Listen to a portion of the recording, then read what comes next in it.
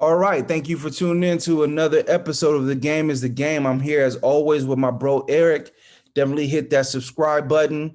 We're going to have the breakdown of the Sixers and the Hawks series up by tomorrow, so look out for that. Our breakdown of the Bucks in the next series is up. We tackle the three most important questions that we feel are going into the series, and we make our predictions. So check out that. Definitely hit subscribe. On this episode, we're going ahead and break down the West. We'll talk about last night's game. Luka Doncic came back with a vengeance. 42 points. Luka for president. Luka for Uh, president. we That's talked about it before that's my president. we That's talked my about it before president. we talked about it before the game because I remember there was that late night tweet from Woj, and Woj was like, Luka feels good. He had an adjustment. I think he saw a chiropractor. He had an adjustment, and they said that he felt 100%. He was ready to go. And I asked you, does that change your mind in the series? And we both said no for different reasons. I thought it was because the Clippers, were feeling themselves. They were running in front. You just didn't like their supporting cast. And, Luka came out with a house on fire. I think it was a great, great substitution to put in Boban. It junked up the game. It forced them to go big. The last game, Zubac barely played. And, that's someone that Luka has feasted on this whole series. And it forced them to go big and to play bigger players. And also just messed up their coverages, having to throw it to a big guy like that. And he was scoring down in the post. You makes you wonder why don't they do that more with Porzingis. But DFS Dorian Finney-Smith was great, played great defense on Kawhi and Paul George, and Tim Hardaway Jr. made a lot of shots. What were your thoughts on the game and the thoughts on the series going forward? Before I really take a deep dive into the game, I just want to talk about Luka. Shout out to him. But it just, for me, I just scratch my head because it's just like, when the Clippers were put together, they were, supposed to be this defensive animal with two of the best wing defenders in the league. And they got Patrick Beverly, and they have this and they have that. And for him to just come out game after game after game after game and just completely destroy them, it's kind of mind-boggling at this point that they haven't just said, okay, you know what, Kawhi, that's your guy. That's your guy. Like, go and take him out of the game. Out of the game. This is what you're known for. Yeah. You're supposed to be the best on-ball defender in the league. Enough is enough. We've had enough. We're tired of him shooting step back threes. And it's not even for me. The part that really gets me, and I know this has nothing to do with basketball, but he's laughing and he's smiling after he's shooting these threes. Mm-hmm. He's just laughing, like he's just laughing at them. Like it's just so easy for him on the court. But to get more back on the topic of the game, I think obviously that Boban wrinkle was an elite wrinkle, and they played a little bit of zone to start the game with that wrinkle, so it made it very difficult for the Clippers to drive an attack. Even though the Clippers were making shots throughout the game, they were making threes throughout the game, but that wrinkle, I just don't think the Clippers were ready for that. And I even think on the offensive end, how you talked about, they gave Boban a couple dump-ins and he scored. He was aggressive and he scored. So I think on both ends, that kind of gave the Clippers a new look. And it also, what was a little bit surprising to me, it didn't really stop Luka from doing what he needed to do. Obviously, you would think, okay, now that they're bringing in Boban, that kind of takes away some of the driving lanes for Luka because the paint is more crowded. But he was still able to do his thing. It didn't really matter who was on the court. So obviously, that was an elite wrinkle. But like I said, you just have to look at the Clippers and you have to wonder, with those two wing defenders. Patrick Beverly was 0 minutes DNP-CD, but you would have to ask yourself, like, when are they going to say, okay, enough is enough? We're going to allow everyone else has to make shots. But Luka, we're tired of him, killing us, and we're tired of him shooting step back threes, and we're not going to just allow him to get in the paint and shoot floaters and do what he's doing. I'm just waiting for Kawhi or Paul George to step up and say, you know what, okay, I'm taking him out of the game. Enough is enough. Yeah, I don't even know if they can physically do that anymore. Both of these guys, I believe, are in their 30s, and A lot of them have dealt with a lot of lower to cut you off really quick. I hear that, but just a year or 2 years ago, we were just talking about Kawhi Leonard is the best player in the league because he can do both. Okay, so do both. I feel you. I feel you. I agree. We can't just heap praise. I think that I saw Shannon Sharp, and I agree with a lot of what Shannon Sharp. Kawhi Leonard doesn't get a lot of criticism in the league. He doesn't. He doesn't. No, he doesn't get a lot of criticism in the league. So, I think that we were just a lot of people, even myself, we were told him as, oh, he might be the best player. This might be his league now. And I mean, even though he's in his 30s and he's a little bit into his career, this is what you're known for. You're supposed to be the best on-ball defender in the league. Go and take him out of the game. I just don't want to hear any excuses. This is what you and Paul George lean your hat on. When Paul George first got traded there and he was doing his I believe that was the beginning of the season, when they do the media day, he was talking about, oh yeah, me and Kawhi, we're gonna fight over guarding the team's best player. Okay, where's the fight at? You're right. He's kicking your ass. So you're right. So no, you're right. I really don't understand it when I see it, and especially to start the games, because it just lets him get in a lather and lets him get in a rhythm. The team feeds off of it. When I think he started off 5 for 5 from the 3-point line, step back, and I remember I texted her. I was like, "Oh, okay, it's gonna be a long night now." He's making the shots. It's gonna be a long night. So, and Kawhi didn't play well on offensively. 20 points, 7 for 19 shooting. Their offense in the clutch was clunky again. I think that they also bear the burden of the pressure. I think that's what got into man, what made him not even look at the rim when he had a wide open layup. There's just so much pressure being a Clippers player. I was listening to Brian Windhorst's podcast, and the Clippers beat reporter was saying, when the Clippers start losing, you can just feel it in the crowd. The crowd bears the weight of all these Clipper losses. He was talking about the CB3 Blake Griffin Clippers that lost to the Houston Rockets in that game 6 where Josh Smith and Brewer hit all them threes. He said, up 18, you could feel it in the crowd. The crowd was getting anxious. So it's not really a crowd that can carry you. And it's not like Kawhi Leonard is a fiery player or Paul George is a fiery player that can get you through those blips as well.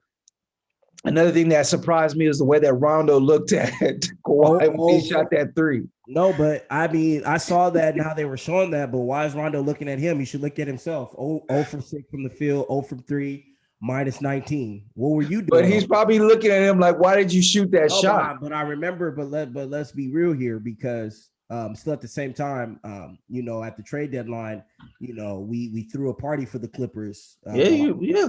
I thought it was going to be a big move for them.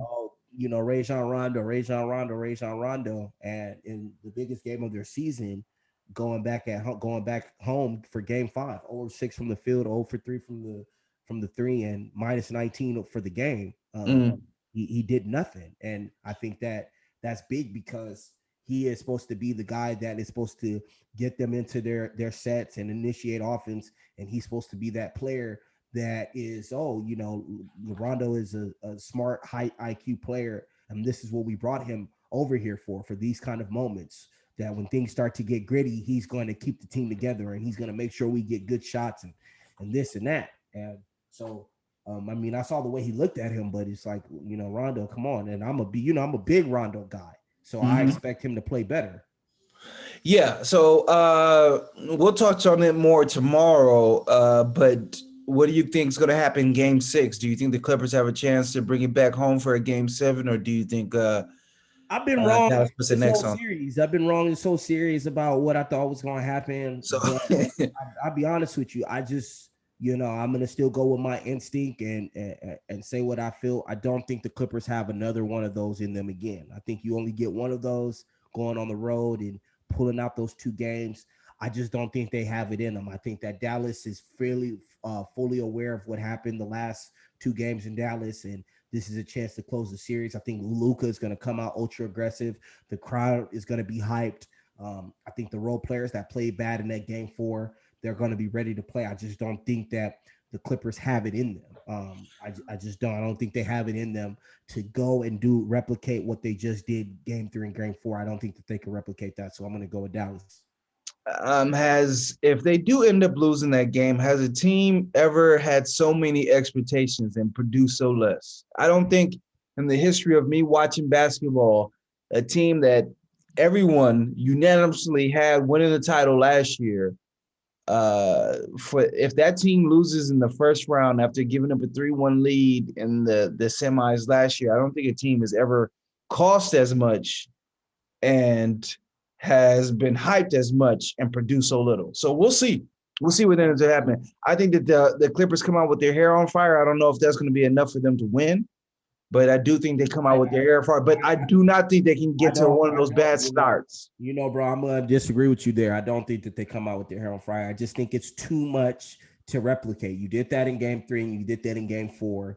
I just think going back on the road, going back into that hostile environment, I don't think that you can replicate that. And it's not to say that, okay, well, Dallas just replicated what they did in game 1 and game 2. But I think that more so the Clippers, there's an element of relaxing. I think that they probably came home and thought, okay, well, all right, we figured them out and we're going to be able to pull out this series, and Dallas is done. They had us in the corner and they didn't knock us out. Now the series is 2-2 going back. So I think there's an element of relaxing. But I just don't think the Clippers, that's not their mantra. I don't think that they can go and replicate that again. So I don't think they're going to come out with their hair on fire. I think that Dallas will probably win the game handily, probably I would say by either 10 to 12 points. But I don't think that the Clippers, I just don't see them replicating that. Yeah, I mean, it's a disaster. I was shocked by it. I was in the Charles Barkley school that the Dallas wasn't going to win another game, and I think they shocked a lot of people. So shout out to them. Shout out to Luka. Yeah, shout out to Luka for president, because he's just what he's been able to do against this team. Like I said, with a team full of elite on-ball defenders, and what people have. What they've hung their hat on is that we're an elite defensive team, and we can put all these elite defenders in front of your best players and take them out of the game. And for him to come out 17 from 37 from the field, I believe 6 of 12 from 3, and just up and down the court, all game, and even I don't want to spend so much time on it, but I think that his field goal percentage and his 3-point percentage will be way better if he didn't take some of the bad shots that he takes. So I think that his numbers are a little skewed because he takes a lot of bad shots. Some of the shots that he takes at times are a little head scratching, but just shout out to him because, like I said, he's dominated this series, and it's just surprising when you have Kawhi and Paul George on the opposing end, and they haven't really taken on that challenge of taking him out of the game. Yeah, so we'll definitely see what happens in game 6. Segueing over to a game that's going on tonight in a couple hours, game 6, Lakers versus the Suns.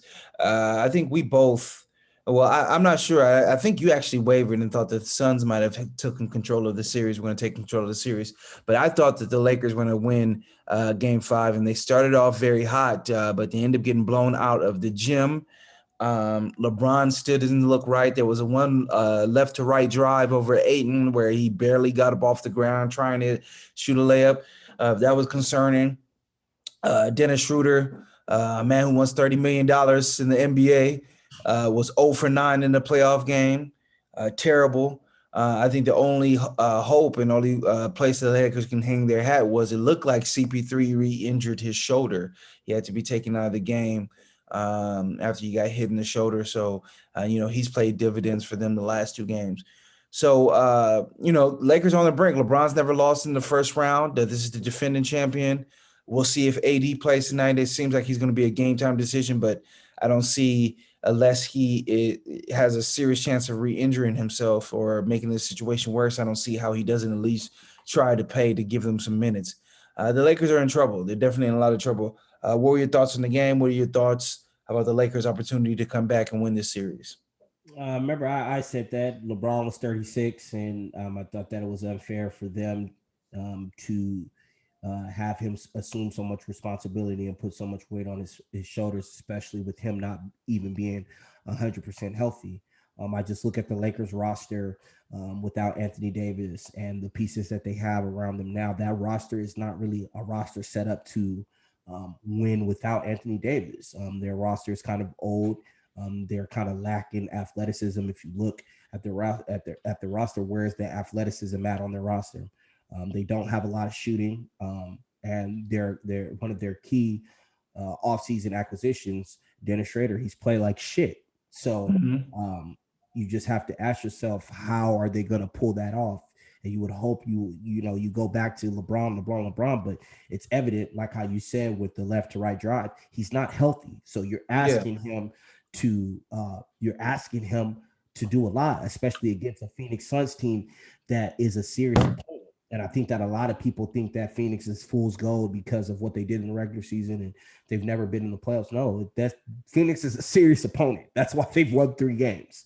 So it's not like there's some pushover, and this is the the Raptors, and this is the Raptors, LeBron versus the Raptors, and he's just gonna win 4 games, and they don't have. This is not the Raptors. The Phoenix Suns are a serious team.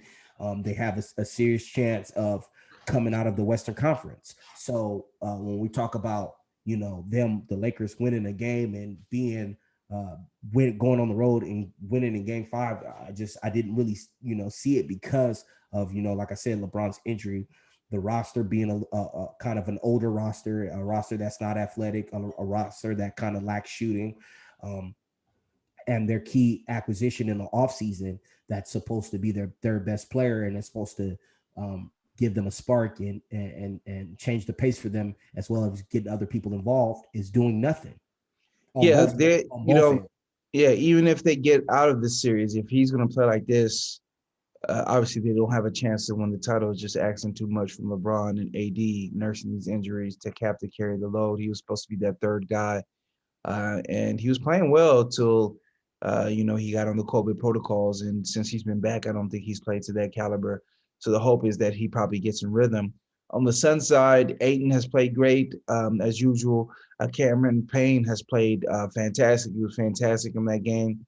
Felt like he had 40 points. I think it was only 18 or 19. But I think that's what the playoffs are about, is these role players. Can you get a role player who can come in and give you a 19 and 20-point game when you're in a Game 6, in a Game 5, when teams are struggling for baskets? That's what the Lakers have not gotten. We've talked about Wesley Matthews. He struggled to shoot the ball again. Caruso, who's one of my favorites because of what he can provide defensively and the simpatico that him and Bron and AD have when they're on the court defensively. He hasn't made any shots. Kyle Kuzma hasn't really made any shots. He made some layups. So hopefully this is something that could carry on to the next game. I was surprised that they didn't give Harrell any run until the game was out of reach. I do think that they're going to need his offense if Anthony Davis is not going to play. But yeah, the Lakers, I think first things first, they have to make some shots. They are not making any shots from three-point line. A lot of their shooters have not just shot it well at all. And there were signs of this last year in the bubble, that game that they lost to Portland, they couldn't throw it in the ocean. But eventually it corrected itself, and I don't know if that's going to happen. Maybe they're missing Danny Green shooting. Danny Green was the best shooter on the team last year.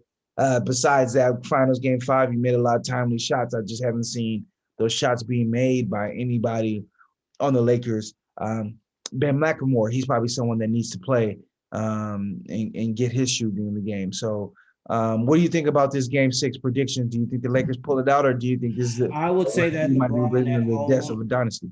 I think that LeBron at home, I think Anthony Davis will play, and LeBron at home going back to LA. I think that they'll make the necessary adjustments and they'll win the game. But if Anthony Davis doesn't play, if they think that he's not ready, or there's a chance that he may re-injure himself, or he may, he's at risk of suffering another more serious injury by playing, and he doesn't play, I just don't see how they can win. Their roster, the Lakers roster, like I said, it's not a roster that is set up to win without, one of their two horses. It's just not that kind of roster that is set up for that. And if LeBron was healthy, um, maybe I would give them an opportunity because, with who he is, and we don't have to get into, all the things that he can do on the court, but just based on who he is, if he was healthy, I would think, okay, yeah, LeBron might be able to control the game. And yeah, it's game 5, and this is just one game. It's not like he has to do it the whole series. He just has to go and win one game. But I could lean on that if he was healthy. But the fact that he's not healthy, I just can't really lean that he can just, carry the team and do it by himself. So if he doesn't play, I think that this is going to be the end of the road. If Anthony Davis doesn't play, I think this is the end of the road for the Lakers, and they get bounced, and they will have to make corrections to their roster in the offseason. That's just we talked about Harden, Miami versus the Bucks being the series of the team that didn't trade for Harden. The Lakers were in on the Kyle Lowry sweepstakes, and I think they didn't make the move because of THT, Taylor Horton Tucker, or Thornton. And I don't know. In hindsight being 2020, do you make that move? But we got to see what player THT becomes. But yeah, I think it's going to be an interesting game. And I think that not making that trade, I could see it from both sides. With them kind of wanting to give their roster an opportunity, seeing as they just came off the title win and they felt like they improved their roster. Yeah, and their roster would have gotten really old. Their roster it would have been really old, very old. So I can see that. It just stinks for the Lakers because like I said, Schrader was their third big acquisition, and essentially was supposed to be their third best player. And obviously you mentioned that he hasn't played well since he's came back from the COVID. So hopefully, he starts to get into rhythm and he can play because don't get me wrong, I think Schrader's a hell of a player. When he's on, he's a hell of a player. He changes the pace of the game. I like that he's ultra aggressive. He's not afraid to shoot. Even though sometimes that can be a gift and a curse, but he's not afraid to shoot. Mm-hmm. He's a gritty offensive player. He knows how to find his spots. He's crafty around the rim, finishing oversized. So when he's good, he's on. So they could definitely use that. They could use that right about now because I think that him changing the pace of the game and playing fast the way he does, that could that's another element that the Lakers could use. So. But overall predictions, if Anthony Davis doesn't play, I'm going to have to go with Phoenix winning game 6 on the road. Yeah, I mean, obviously this is an important game for the Lakers, but I also think that Phoenix needs to close it out here. You don't want to go in a game 7, and it's nice to say you're going to have the home crowd, and the home crowd is going to take you home. But they're a young team, and they have not been battle tested in that way. Yeah, I wouldn't. If I was Phoenix, they have to end it. Monty Williams. Even if Anthony Davis plays tonight, the message they have to come with the game 7 mentality and try to end it tonight. Game 7 mentality. They have to come out and throw the first punch because I don't care where it is. People can say whatever they want to say about LeBron and not clutch and this and he's 4 of 6 in the finals. That I don't care where you play. You don't want to play LeBron game 7. Game 7, nope. You don't want to play him. And even with him not being healthy, you don't want to play him game 7. He's been there too many times. He's been on both sides of game 7s where he's had to carry the weight and win on the road. He's done it in Boston. He's done it in Golden State, which is probably, in our era of basketball, probably the best home court that we've probably ever seen. So one game 7 there. So you don't want to play LeBron in the game 7. Yeah, no, definitely. So we'll definitely see what goes on with that. I'm really looking forward to that game. And we'll just briefly talk about the Portland Denver series. The game went to double overtime. It was a great game. Schematically, I think the rules of engagement have still haven't got no apologies from anybody. No one's, called me and said, hey, you know what, I'm sorry about how I spoke to you, about how you talked about Portland. No one apologized to me. I just Dame, Dame, he's done his part. He dropped a double nickel. Kevin Durant players, the love came out from everywhere, but it doesn't change the fact that they're down 3-2 in a must-win game at home. So we'll see if Portland can hold serve and take this to a game 7.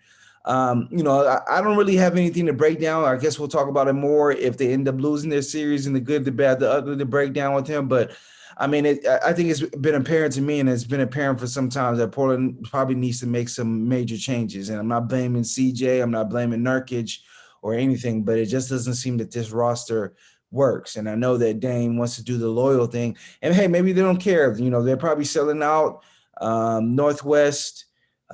Fan base is crazy, so they're probably doing their thing, and maybe they don't feel like they need to do it, and they're fine being the team that they are, and hoping that maybe they get a year where they get the breaks and they make it to the finals. But just in my personal opinion, I think it's just negligent to continue to bring this thing back and expecting anything but different results. What are your thoughts? If they are able to, obviously the series is not over when you have Dame in the series, and the way he's shooting and the way he's playing, and he's the elite player that he is. Obviously, the series is not over until Denver wins that fourth game. So we'll see what happens on that front. But kind of like how you said, I just think that they need to They need to make some changes to their roster before he walks in and asks for a trade, because you just never know in this NBA.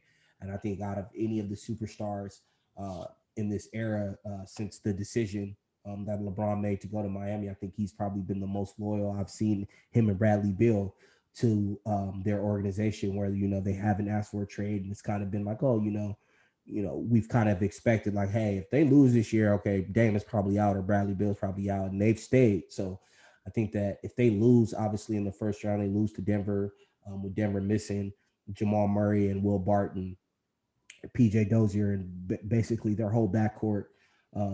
They have to. They would have to. I don't think they really have any choice, because I don't think how can you sell to Dame coming back and running it back with this roster? Yeah. So we'll definitely see what happens. See with Portland, we'll see what happens. Like I said, with the Dame shooting and his ability, and him being the elite player that he is, the series isn't over. No, not at all. So that is our West breakdown. Definitely hit the subscribe button. Check out the Eastern Conference breakdown that we did earlier. We also did a breakdown of the Sixers. We're actually doing a breakdown, of the Sixers and the Hawks, and we already have one up of the Bucks and the Nets. So thanks for rocking with us. Thanks for subscribing. We really appreciate it. We're going to keep pumping out content. Until the next time, everybody stay safe, stay solid. We'll see you soon.